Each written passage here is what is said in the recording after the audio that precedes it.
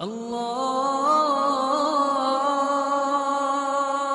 اکبر اللہ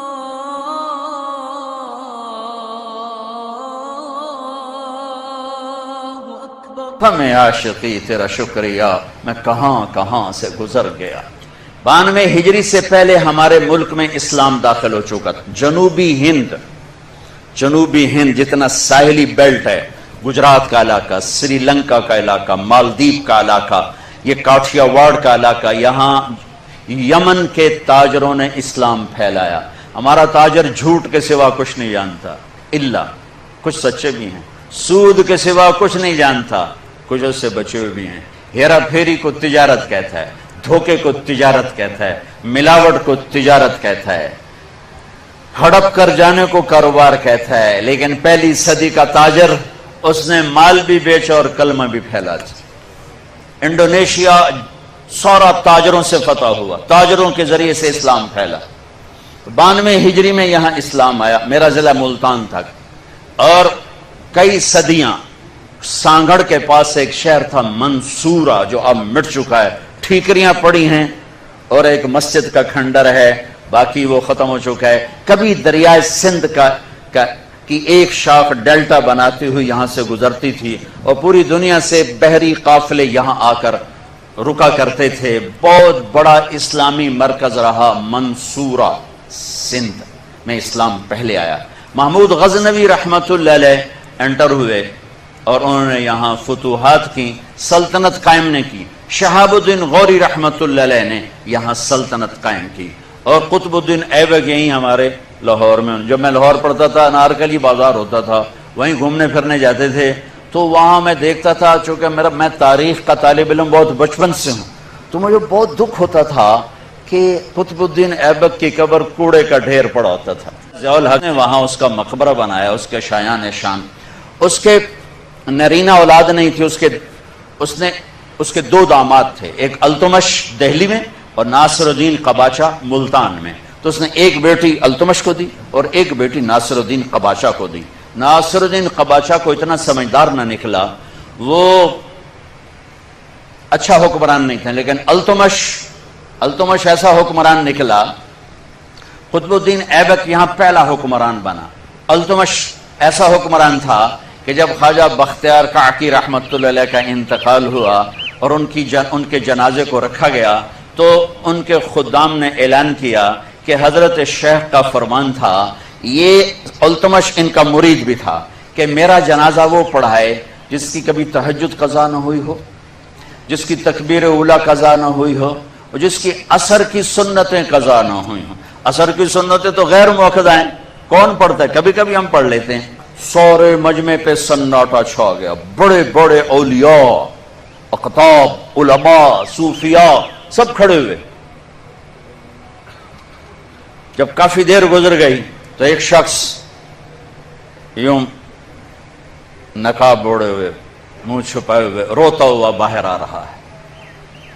اور جب وہ مصلی پر آ کر کھڑا ہوا تو دلی کا سلطان التمش تھا، اور کہنے لگا، ارے میرے شیخ، تو نے میرا راز ہی فاش کر دیا کہ اللہ کا شکر ہے میری کبھی تہجد قضا نہیں ہوئی، تکبیر اولیٰ قضا نہیں ہوئی، عصر کی سنتیں کبھی میں نے نہیں چھوڑی۔ انہوں نے جنازہ پڑھایا۔ پھر اللہ نے اس خطے کو قبول کیا، اور یہاں مسلمانوں کا اقتدار کوئی 700 سال تک ان کا سورج چمکتا رہا۔ خاندان غلامہ کے بعد مغلیہ سلطنت آئے۔ مغل حکمران جیسے کیسے بھی تھے، لیکن مجموعی طور پر بہت اچھے حکمران تھے۔ خاندان غلامہ کے حکمران چند ایک کو چھوڑ کر بہت اچھے حکمران تھے، اللہ سے ڈرنے والے تھے اور اللہ کے بندوں کا استقبال کرنے والے۔ میرا ہوم ٹاؤن ہے تلمبا، بہت پرانا ٹاؤن ہے۔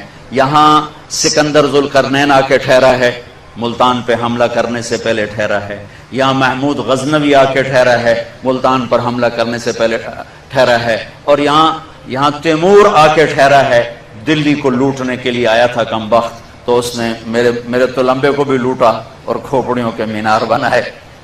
باقی دو نے کچھ نہیں کہا، چھوٹا جا شہر آئی، لیکن اس کو خون بہا کے مزہ آتا تھا۔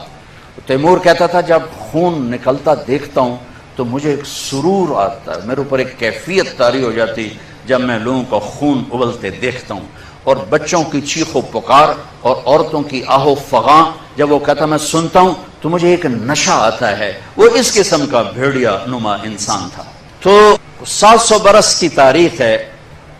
حکمران اللہ تعالیٰ نے بڑے عالی شان دیے، برے بھی لیکن برے کم تھے، اچھے زیادہ. لیکن اللہ تعالیٰ کا نظام ہے کہ ہر عروج کے بعد سوال ہوتا ہے. جب آپ ماؤنٹ ایورسٹ چڑھ جاتے ہیں تو پھر اس کے بعد کیا ہوتا ہے؟ اترنا ہوتا ہے نا، اترنا ہی ہوتا ہے. اتنا چاندتے تو نہیں چڑھنا ہی نہیں، ہٹا ہی رہنا ہے نا. ایسے جب قومیں ماؤنٹ ایورسٹ پر جاتی ہیں تو اترنا ایک لازمی پروسیس ہے. یہ ایک آیت وَتِلْكَ الْأَيَّامُ نُدَاوِلُهَا بَيْنَ النَّاسِ، ہم یہ دن ایسے ہی پھیرتے رہیں گے، کبھی ایک آگے کبھی دوسرا، کبھی یہ کبھی وہ، کبھی یہ کبھی وہ. یہ اللہ کا نظام ہے. نہ اہلوں کو زیادہ دیر حکومت نہیں دیتا ہے کسی اور قوم. ان تتولوا یستبدل قوما غیرکم، اگر تم گڑبڑ کرو گے ہم تمہیں ہٹا کر کسی اور کو لائیں گے. تو رفتہ رفتہ رفتہ رفتہ رفتہ جب اسلامی سلطنت مسلمان سلطنت کے قابل ہی نہ رہے، جو آج میرے دیش کا حال ہے کہ کسی طبقے میں کوئی صلاحیت نہیں رہی اپنے نظام کو لے کر چلنے کی. اس لیے میں حکمرانوں کو برا اس لیے نہیں کہتا ہوں کہ میرا تو ریڑھی والا بھی ریڑھی پہ بیٹھ کے جھوٹ بول رہا ہے، تو بادشاہ سے کیسے توقع کروں کہ وہ سچ بولے گا؟ اور 22ویں گریڈ والے سے کیسے کہوں کہ وہ بددیانتی نہیں کرے گا؟ لیکن شکر ہے کچھ شمع ابھی بھی فروزہ ہیں. سارا ایسا زوال نہیں. کچھ لوگ ہیں جن کی برکت سے میرا دیش قائم ہے، میری دھرتی قائم ہے، جن کے نام سے یہ نظام چل رہا ہے، اور ان کی دیانت سچائی وہ سورج کی طرح روشن ہے. زوال کیسے آتا ہے؟ جب صلاحیتیں ختم ہو جاتی ہیں، جب استعدادیں ختم ہو جاتی ہیں. جیسے جوانی پہ بڑھاپا آتا ہے تو وہ کام نہیں کر سکتا. قوموں پہ جب بڑھاپا آتا ہے تو وہ کوئی کام نہیں کر سکتے. اللہ نے کائنات کو چلانا ہے، اللہ اوروں کو لے کر آتا ہے. مغلیہ سلطنت 350 سال پورے کر کے اس زوال کا شکار ہوئی کہ قابل ہی نہ رہے. علماء اس زوال کا شکار ہوئے جو آج ہو رہا ہے. یہ اس وقت شروع ہو گیا کفر کے فتوے. میں دھماکوں سے اتنا پریشان نہیں کہ جو مر رہے ہیں شہید ہو رہے ہیں، اور جو ظالم ہیں اگر یہاں نہ پکڑ گئے تو ایک دن اللہ نے رکھا ہے انہیں پکڑ کے دکھائے گا، پکڑ کے دیکھا. اس سے میرا ملک تباہ نہیں ہوگا، اس سے میرے ملک میں طاقت آئے گی. چونکہ قربانی سے چیز بڑھتی ہے. قربانی، حسین نے قربانی دی، آل رسول پوری دنیا میں پھیل گئے. ابن زیاد شمر یزید ظالم تھے، نام و نشان مٹ گئے، نام و نشان مٹ گئے. بکریاں روزانہ ذبح ہوتی ہیں، ریوڑ کے ریوڑ نظر آتے کہ نہیں آتے؟ کبھی کم نظر آتے. کتے نہیں ذبح ہوتے، کبھی کتوں کا ریوڑ نظر آئے گا 200 کتے جان دے.